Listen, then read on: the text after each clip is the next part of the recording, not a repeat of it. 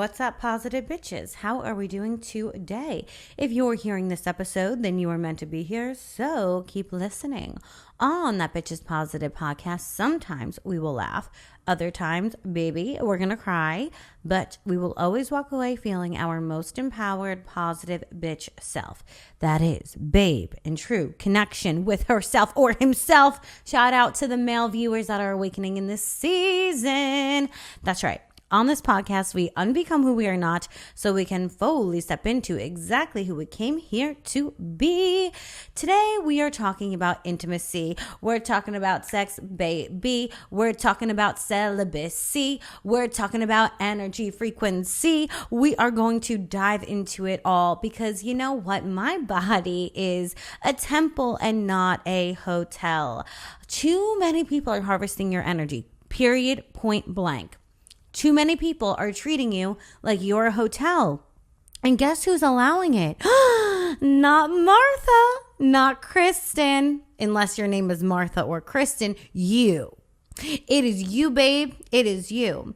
I am not a hotel. I personally don't just allow anyone into my life. I don't allow anyone into my body, in my orbit. I'm not going to be giving out free conditioner, room service on the house. I'm not giving out the shampoo bottles. I'm not giving out the little chocolate on the pillow. No. I'm not going to give that all to you while you temporarily use me for a stay. I am a temple. And in some cultures, it is very offensive if you approach a temple without some sort of offering. You don't go up to the altar without flowers or money or something to give to that said altar. I'm not a hotel where you're just going to pass through me and get free goodies on your pillow. I am a temple. You bring an offering to me of pursuit, of time, of presence, and I'll let you know. When you respect your body as a sacred temple that it is, you're going to notice self-esteem raises. Your ability to manifest gets better. Your ability to have discernment is much clearer, easier. But when you're misplacing your energy and giving it to just anyone, allowing anyone in and out of your orbit, allowing anyone in and out of your body like you are a hotel, you're going to notice self-esteem crashes. You're going to notice you're going to want to crash out. You're going to notice that you don't feel so good in your own skin. You're going to notice that it's harder to manifest. You're going to notice that you're relying on people to fill you up rather than relying on your connection to the divine. I will say, the person who you're listening to right now, hi, my name is Cece. My mother did say to my face just a couple of days ago, Cece, you know what you need? Sex. I told my beautiful mother, first of all, I'm celibate, so absolutely not. Unless it's my husband, absolutely not. Should you listen to me? You know what? I'm going to tell you why you should. My mom saying that to me is evidence that I don't give my energy away. We need to unpack this because there's something magical in what my mother said. Let's ignore that that's completely inappropriate and odd, but let's unpack this. She said to me, Cece, you just need to go get laid or whatever. Why would she say that? She said that because she's noticing my pent up energy in my body. We know in culture, if someone is having a day where they're screaming at everyone, we say, damn, they need to go get laid. Why are we saying that? Because we're recognizing that person has a buildup of energy. And if they go have sex with someone, it's going to expel that energy. It's going to release it. If you are releasing your energy with people who do not respect you or value you, you're not just giving up your good energy, you're also taking on their lower vibrational frequency. This is why I really believe in celibacy, and I've really always believed in it, and why I practice it is because I use my energy. I pour that energy into myself. And my mom was recognizing all that energy I had within me. Now, usually I channel that energy, I alchemize it because I'm creating the TikTok, the podcast, the book, the course. But because I didn't yet do that day, she was picking up on how much energy I had in my body. We know in society, this is something we talk about all the time. We know when someone has a lot of energy, we literally will say, oh, they need to go get laid. We understand energetics, even though we don't use the language of it. So thanks, Mom, for bringing that up this week. I just saw 222 on my clock. We need to talk about something. Why should you pour your energy back into yourself? Why should you allow your energy to build? Why should you not just give it to the random Brads and Chads of the world? I channeled the other day. I've been channeling love messages again and again and again, and that's very unlike what I usually channeled. So I'm like, what's going on? So I went in and I looked deeper, and I found out that 2025 is the beginning of mass sacred union.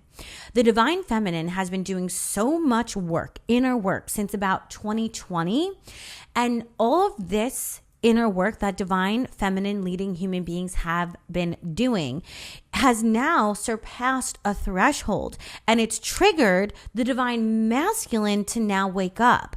The vision that they gave me was Sleeping Beauty kissing the prince, and then the prince waking up and opening his eyes, a complete role reversal of what's in the Disney princess movie. It was the divine feminine that woke up the masculine, but this is how energetics work. In sacred union, it is the divine feminine that leads sacred union because she leads with her heart. She is the body, and the masculine energy is the head, the mind. The divine feminine is the leader in this emotional connection in heart-centered union. So it makes sense that the divine feminine has been waking up first. And now enough souls have awakened that it's triggering a mass awakening in the divine masculine. And this is going to have a trickle-down effect from the higher realms, law of correspondence, as above, so below.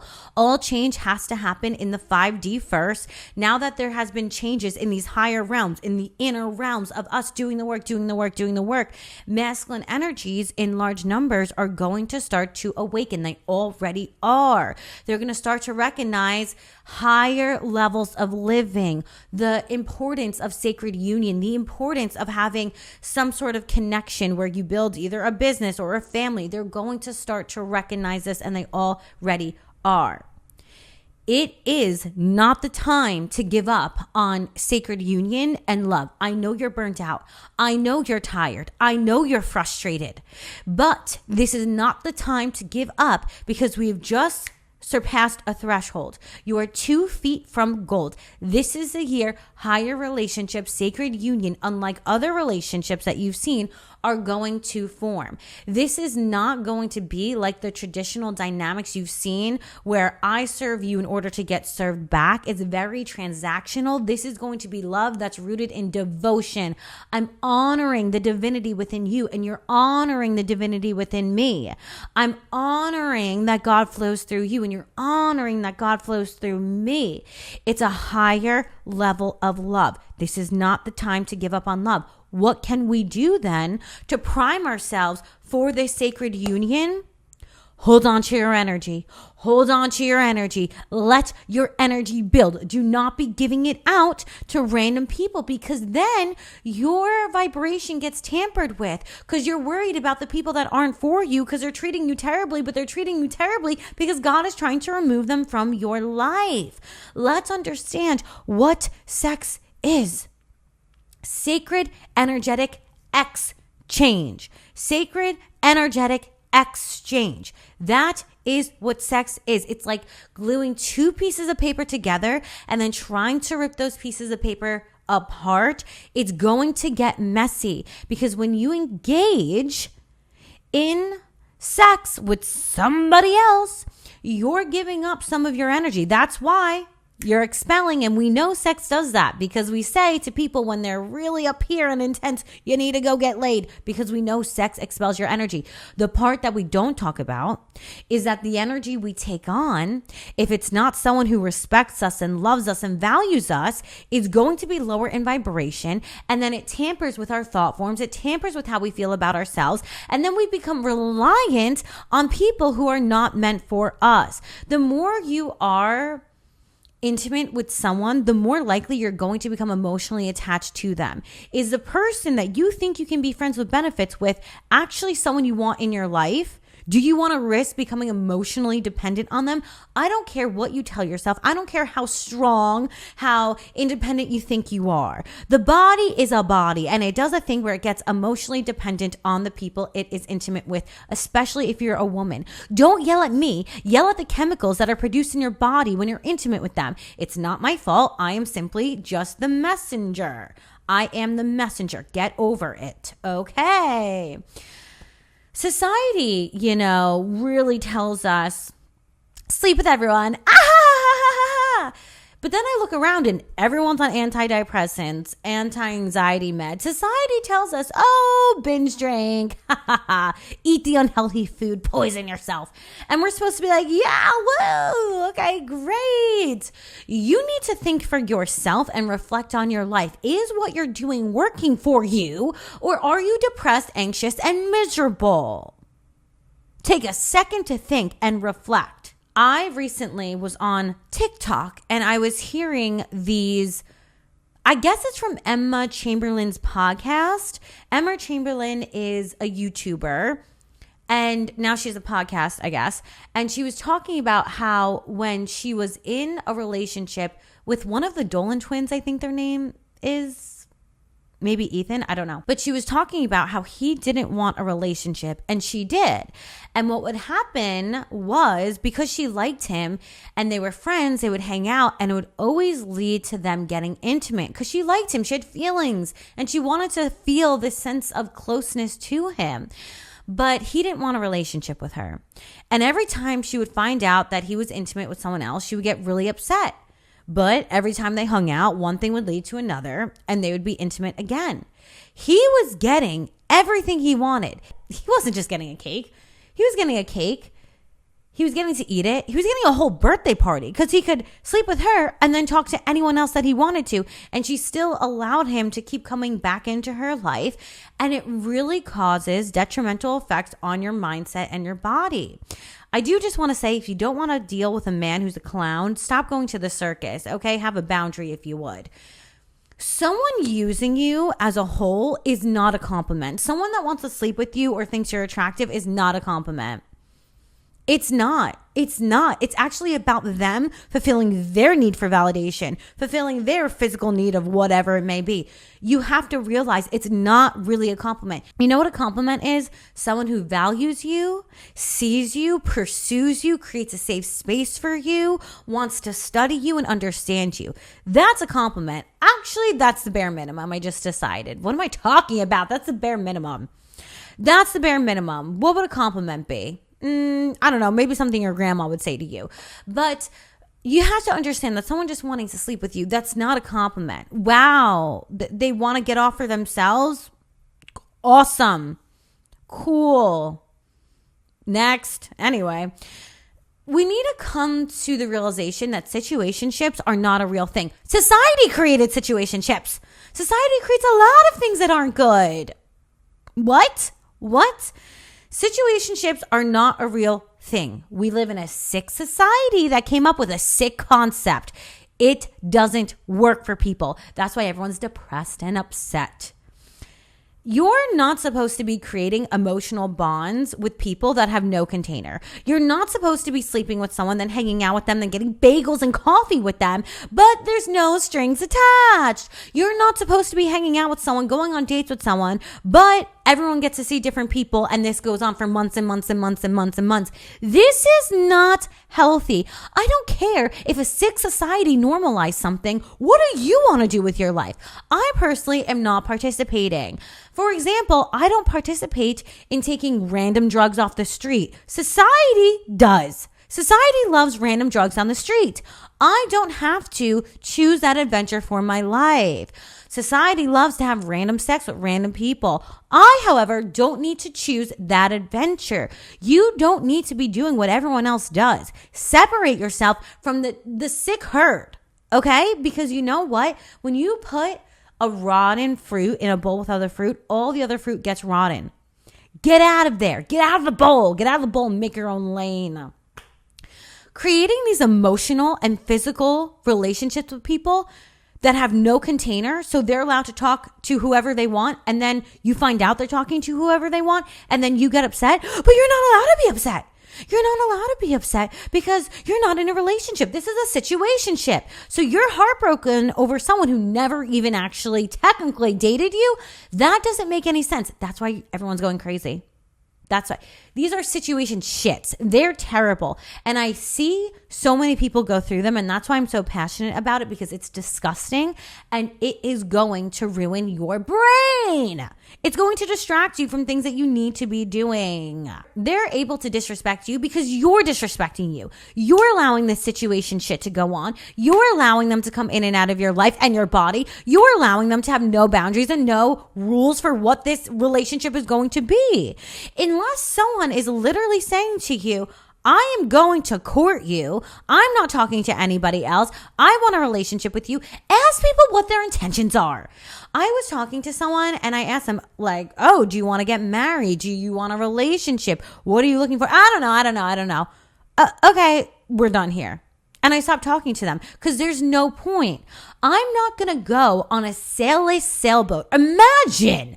The ocean is outside. Oh, by the way, I'm in Florida right now. The ocean is in the background of me. I tried to put down the shades, but still have the ocean to give it that effect. It's not really working. The lighting is quite terrible today, but we're going to roll with it. Imagine a ship came up over here and said, hey, Cece, do you want to get on my sailboat? Sure. Where are you going? Oh, I don't know. We're just going to flounder in the middle of the ocean.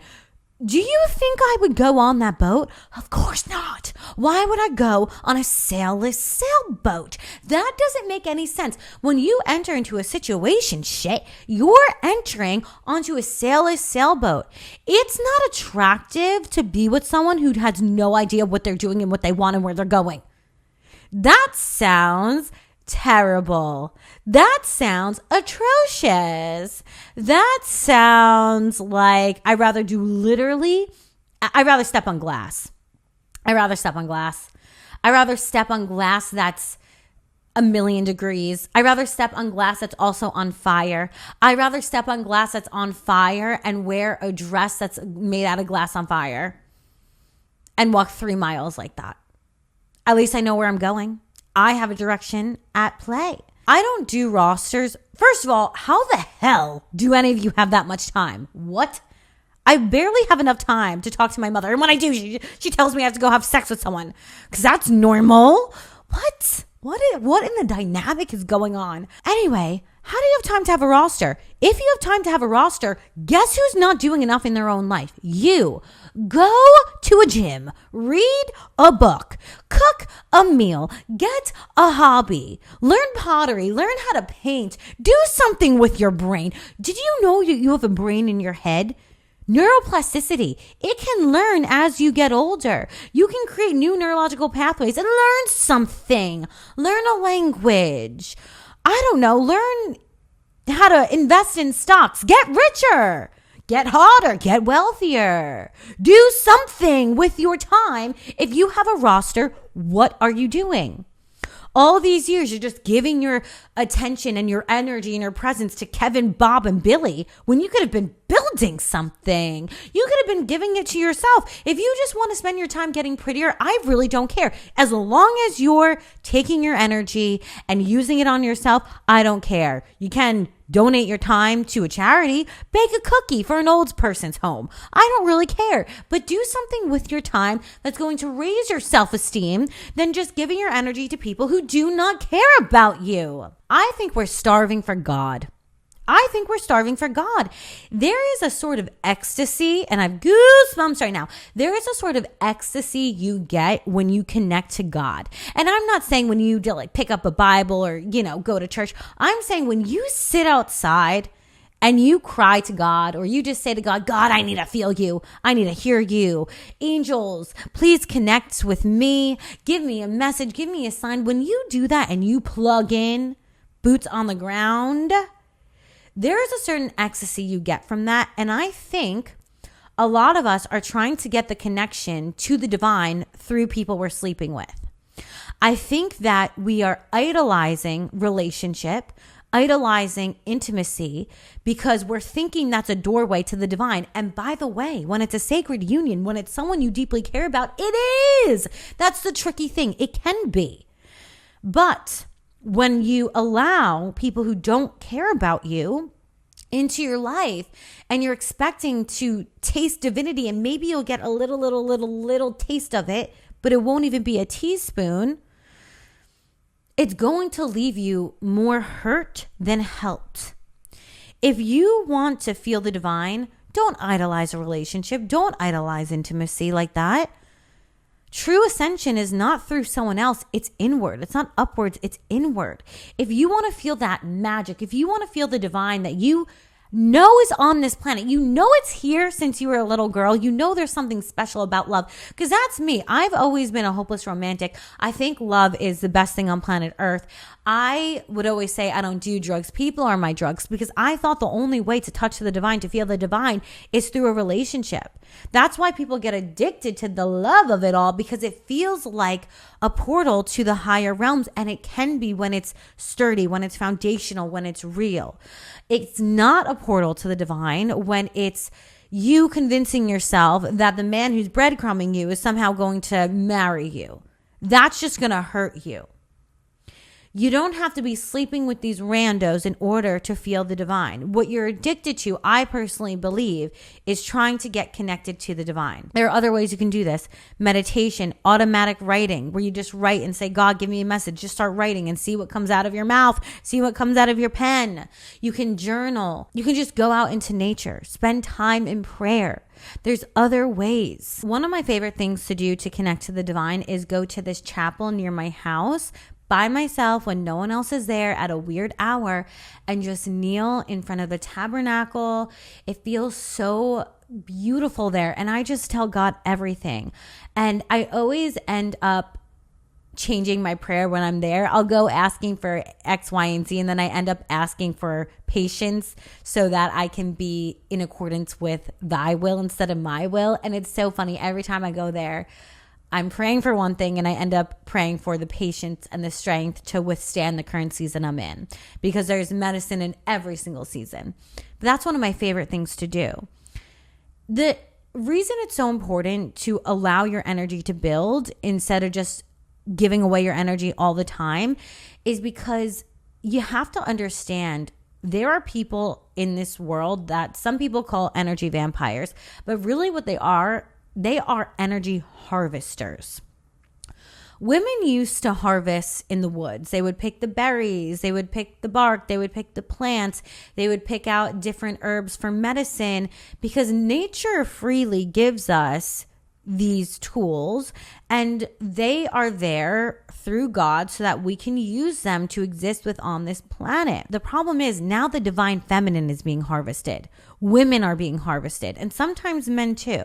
Men understand, and they can sniff this out, that the divine feminine is the energy that is for creation. The divine feminine is a creator and the destroyer. There's something really interesting that happens naturally in relationship dynamics. Women feed off of masculine energy and men feed off feminine energy. The feminine energy is what allows someone to do better at their business, in their career, attract better relationships. The feminine energy is the seed to everything. The masculine energy is the structure. It's the grounding. It's the protection. Women are being used as forests now. We're being harvested for our energy to make not well in the mind men better.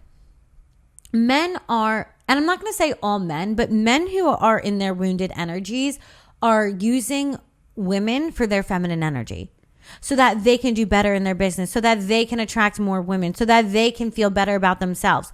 Again, both men and women can be used. Don't make any mistake about it. Because there's also women who will feed off of masculine energy and try to use them for support or structure, whatever it may be. It goes both ways. But because I'm a woman and we're talking about energetic transference in this episode, I'm really going to focus on the feminine energy. When you're in a committed, healthy relationship, this is normal. Your partner is going to feed off your feminine energy and you're going to feed off their masculine energy, and you're going to energy transfer onto one another, and that's fine. And the intermingling of this energy is what creates children. It's what creates businesses. It's what creates a lasting marriage. That's not the problem. The problem is when someone doesn't intend to equally exchange their masculine energy with your feminine energy, then we run into issues because you're getting depleted. The feminine energy is the creator. Women literally have a portal between their legs to another dimension that creates human beings. There's so many studies that show men who get married end up happier, healthier, because they feed off the feminine energy. She's doing the cooking and the cleaning and all this other stuff. They end up happier. And there's a lot of studies that show women end up less happy because they aren't getting an equal energetic exchange of that protection, of that support, of the house, the home, whatever it may be. I've spoken to so many men who work high up at companies, and they'll tell me that they literally look for other men who are married or in a relationship because those are the men who work harder. Those are the men who do better. Men benefit off of being in a relationship with a feminine energy because the feminine energy gives them this softness. It allows them to breathe. It gives them more energy to create. Just think about it. When a man walks in with a beautiful woman, just a man having that beautiful woman by his side, more women are now interested in that man. What does he know? What does he do? How did he get her? We always hear that. How did he get her? How? Just having a beautiful woman by your side up-levels you. That is just one of the many, many ways that the masculine energy feeds off of feminine energy. Just by standing next to her, you are now elevated onto a higher level. The feminine energy does not come natural to them like it comes natural for us. When a man relies on you for emotional support, they look to you to have someone to build them up for an ego boost. They are using you for validation. They keep tabs on you but won't commit to you. They love having sex with you but won't give you a ring or a relationship. They use all these kind words but no action. They're inconsistent. They're unreliable. Well, this means that that person is harvesting your energy. And men, for you, if a woman is only talking to you when she can get something from you, whether it's money or a meal or a house over her head, well, then she's using your masculine energy and using you. Again, this goes both ways. We need to wake up and smell the matrix and stop acting like psychopaths and learn how to love one another properly. But first, we really have to learn how to love ourselves properly. And I think before that, maybe we need to learn how to love the divine properly. A thought, maybe a concept could be. You know someone is harvesting your energy overall when you're giving way more energy than they're giving to you, and you feel depleted now that they're in your life. Then you start to notice your workouts are not as good. You start breaking out, or you start gaining or losing too much weight. You start noticing that business isn't doing so good. You start noticing that you can't focus on anything. You have anxiety all throughout the day. You hit a curb by accident. I'm not talking about personal experience with that one. So if we understand this, then we know, okay, well then that means I'm not going to give my presence, my energy, my body to just anyone, because I'm not a hotel. I'm actually a temple. And this brings us to my talk on celibacy. Finally, we made it. Celibacy is really, really misunderstood. And I think that's why so many people push back on it.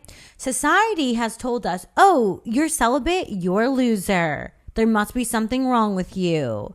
You're not popular. You're not cool. Of course, society tells you that because they don't want you to be healthy and well-rounded individuals. Celibacy, like I said, it's misunderstood. It's been reduced to the act of avoiding sex, but it's so much more than that. Celibacy really is not about sex. That's the last thing it's about. Celibacy is about power. It's about energy. It's about alchemy. Throughout history, ancient yogis, monks, and mystics didn't practice celibacy to avoid pleasure. They didn't practice celibacy to be a loser. They practiced celibacy to master their own energy. And I really think if you want to get into a relationship with someone else, learn how to master your own energy first. They understood that sexual energy is life force energy. It's prana, it's chi, it's kundalini. By conserving it, they understood that they could transcend human limitations, polarity, the up and down, the roller coaster of humanity, and achieve enlightenment. In society, celibacy is so distorted, and it's equated with repression and denial. But of course, ancient wisdom knew so much better. It's about really understanding deeper yourself, your desires, discernment for others, and what you want out of this lifetime and how you want to use your energy. It's about mind, body, and spirit. Becoming celibate for me has personally allowed me to get so much more discerning. It is so hard for someone to come into my life and act funny because I'll see it right away. Reason being is I don't commingle my energy with just anyone. My energy is clean. It is pristine because I'm not giving it away to just anyone. I'm not taking on random people's energy. So I am able to master not only my own energy, go deeper in meditation, see past lifetimes. Not only do I have more time and energy to create, but I'm understanding other people's energy better. I'm understanding the divine better. I'm understanding me better. How can you use celibacy not to avoid pleasure, not to punish yourself, but to transcend higher, to connect to a higher level of consciousness, to connect with God, which is what you're actually looking for, by the way. You're just looking for God in another human being when you can find it within yourself. Are you using celibacy as a shield because you're afraid to be intimate, because you're afraid to get close to someone, because you're afraid of vulnerability? Or can you use it as a sword to cut through the bullshit and learn who you actually are, understand the divine, and get answers about what you came to this planet to do? Avoidance is not mastery. I know so many of us are like, I'm in my healing era. No, bitch, you are just in isolation. Get real. Celibacy without purpose is really not going to do anything. You have to be intentional with what you're doing. Be intentional. Imagine dating with intention. What a concept. It's like we've never thought of it before. A whole new world. Wow. Intention. Celibacy with intention is what it's all about. I'm doing this to connect deeper to myself, to understand my hidden gifts, to understand what I came here to do, to see better who people really are. We're not using celibacy as a shield, but a sword. A sword. These yogis and monks, they emphasize conscious energy use. And that's what celibacy is. And that's why when my mom is like, oh, you need to go have sex with someone, I'm like, okay, coming from you, the abstinence teacher, that's real rich. That's real rich, Janice. But beyond that, I said no, okay? Because what I put into my body is intentional. And how I use my energy is conscious. Whether you want to call it celibacy or mindful intimacy, I think if you don't like the word celibacy because maybe you have past trauma with it, whatever, just call it mindful intimacy then. Intentional intimacy. How about that? A double alliteration has entered the chat. The goal remains the same. It's mastery over your energy, your desires, and your life. Because intentional intimacy, what that really is about, it's about facing your shadow, not running from it. Because what you run from will haunt you. Real celibacy isn't about avoiding relationships or people or how others make you feel. It's about confronting your desires and breaking free from societal programming to understand yourself deeper. It's not about denial. It's about empowerment and conscious use of energy. Thank you. It's about cultivating an inner strength, becoming the master of your energy, and transcending limitations. I came up with a metaphor for this. Follow me on the journey. Imagine your energy as a crystal clear spring flowing with pure, vibrant water, and this is your life force energy. Every drop of this water represents your creativity, vitality, and your essence. Now, picture yourself filling up a beautiful glass cup with this pristine water. Again, this is your energy. Look how clear your energy is. Look how pristine your energy is. It is sacred. It is life-giving essence. When you engage in sex with someone who doesn't honor or value you, it's as though you're adding poison to that cup, making it undrinkable. Just a single drop of poison makes the whole entire cup undrinkable. You can have a whole entire bath filled with your pristine, crystal clear energy. And if you add one little drop of poison, it is now undrinkable. You can't hydrate or thrive when this water has been contaminated. You can't hydrate and thrive when you're contaminating your damn vessel. This is about nurturing yourself and ensuring that your life force energy, your prana, remains unpolluted. When you choose to keep your energy sacred and you nourish yourself fully, your cup will begin to overflow, spilling into every part of your life. This overflow is what fuels your creativity, your inspiration, and abundance. By guarding your sacred wellspring, you allow yourself to hydrate not just your own soul, but also pour into the world from a place of wholeness, authenticity.